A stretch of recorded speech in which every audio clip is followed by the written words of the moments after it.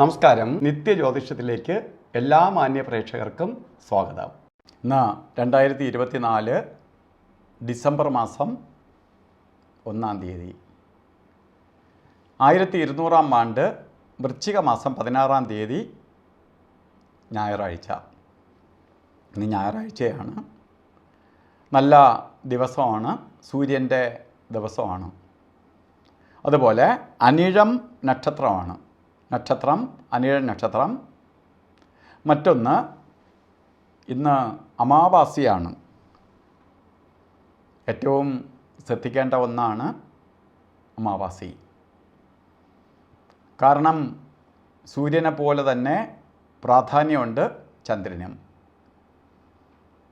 അന്ന് അമാവാസി എന്ന് പറയുമ്പോൾ ചന്ദ്രൻ്റെ ഒരു പക്ഷബലവും ഇല്ലാത്ത ദിവസമാണ് അമാവാസി.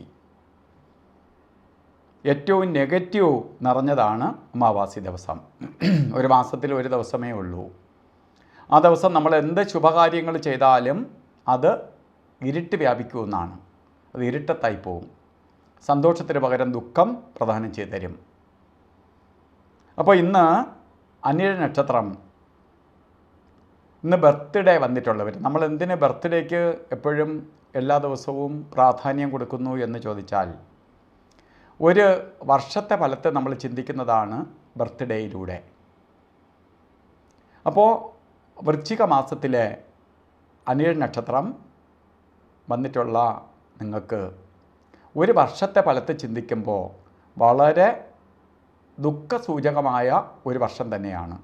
കാരണം അമാവാസിക്കാണ് ബർത്ത്ഡേ വന്നിരിക്കണേ. അപ്പോൾ നക്ഷത്രം കൊള്ളാം. അനിഴ നക്ഷത്രം ദോഷ നക്ഷത്രമല്ല.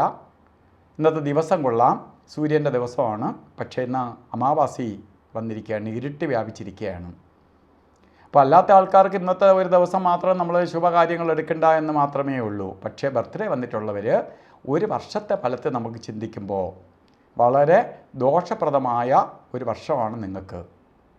ഇപ്പോൾ നമുക്ക് എന്ത് കാര്യങ്ങൾക്കും പ്രതിവിധിയുണ്ട്, എല്ലാത്തിനും പരിഹാരമുണ്ട്. ആചാര്യന്മാർ എന്ത് ദോഷഭാവത്തിനും പരിഹാരം നിർദ്ദേശിച്ചിട്ടുണ്ട്.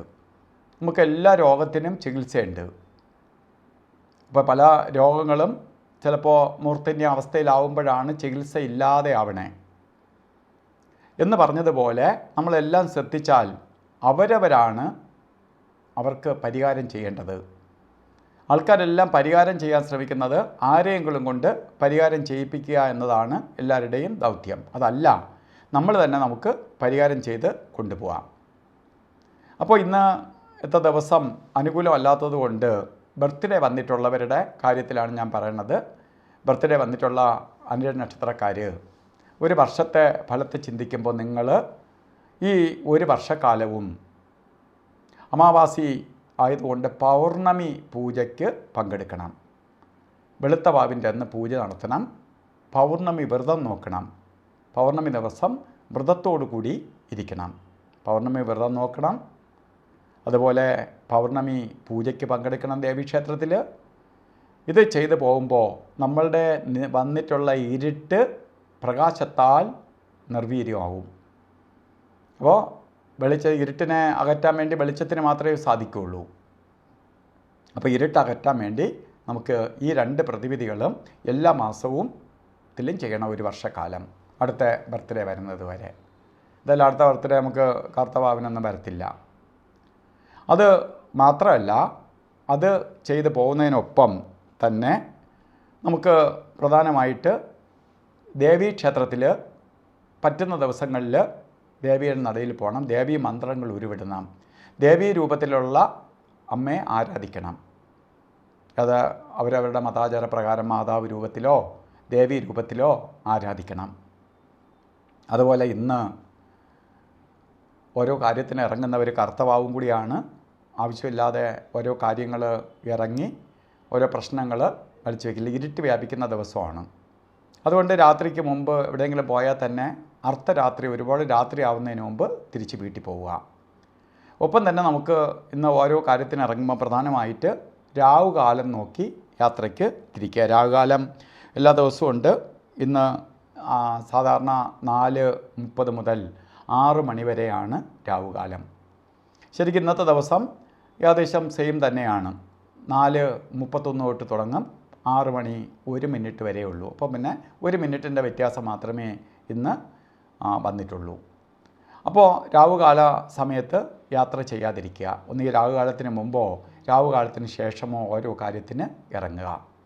അതുപോലെ ഇന്ന് നമുക്ക് ചില കാര്യങ്ങൾ ചെയ്തേ തീരുള്ളൂ എന്ന നിർബന്ധം വരികയാണെങ്കിൽ നമുക്ക് അഭിജിത്ത് മുഹൂർത്തത്തിന് പ്രാധാന്യം കൊടുക്കണം. ഇന്ന് 11:50 തൊട്ട് 12:38 വരെയാണ് അഭിജിത്ത് മുഹൂർത്തം ചെക്ക്.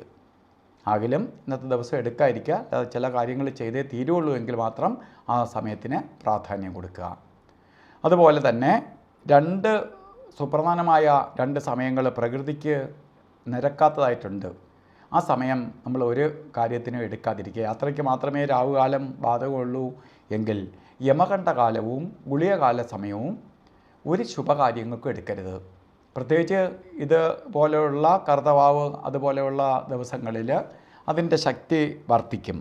ഇപ്പോൾ ഗുളികകാലം വരുന്നത് ജാതകപ്രകാരം 3:06 തൊട്ട് 4:31 വരെയും, അതുപോലെ യമകണ്ഠകാല സമയം വരുന്നത് 12:14 തൊട്ട് 1:40 വരെയും. ഈ സമയം ഒരു ശുഭകാര്യങ്ങൾക്കും എടുക്കരുത്. ഇന്ന് ഓരോ കാര്യത്തിന് ഇറങ്ങുമ്പോൾ പ്രധാനമായിട്ട് വസ്ത്രധാരണത്തിന് പ്രാധാന്യം കൊടുക്കുക. ഇന്ന് ഞായറാഴ്ച ആയതുകൊണ്ട് സൂര്യൻ്റെ ദിവസമാണ്. സൂര്യൻ്റെ കളറുകൾ ആയിട്ടുള്ള സൂര്യൻ്റെ കളറ്, എല്ലാ കളറും സൂര്യൻ്റെ കളറ് തന്നെയാണ്. എന്നാലും നമുക്ക് സൂര്യനെ ദർശിക്കുമ്പോൾ ഉള്ള താമരപ്പൂവിൻ്റെ കളറ്, അതുപോലെ റെഡ് കളറ്, ചുടുകല്ലിൻ്റെ കളറ് ഒക്കെ ആയിട്ടുള്ള വസ്ത്രം കൂടെ നമ്മളെ വസ്ത്രധാരണത്തിൽ ഉൾപ്പെടുത്തുക. അപ്പോൾ നമുക്ക് കുറേ ദോഷങ്ങൾ, അതിൻ്റെ പോസിറ്റീവ് എനർജി പ്രകൃതിയിൽ നിന്ന്, പ്രപഞ്ചത്തിൽ നിന്ന് ആഗിരണം ചെയ്യാൻ സാധിക്കുകയും അതിൽ നിന്ന് പല ദോഷങ്ങളും നമ്മളെ വിട്ട് അകലുകയും ചെയ്യും. അപ്പോൾ അത് വസ്ത്രധാരണത്തിന് ശ്രദ്ധിച്ചു പോകുന്നത് നന്നായിരിക്കും. ഇന്നത്തെ ദിവസം ശ്രദ്ധിച്ചു പോവുക. എല്ലാവർക്കും കഷ്ടതയൊന്നും വരാതെ ഐശ്വര്യപ്രദമായി തീരട്ടെ എന്ന് പ്രാർത്ഥിച്ചുകൊണ്ട് നിർത്തുന്നു. നന്ദി, നമസ്കാരം.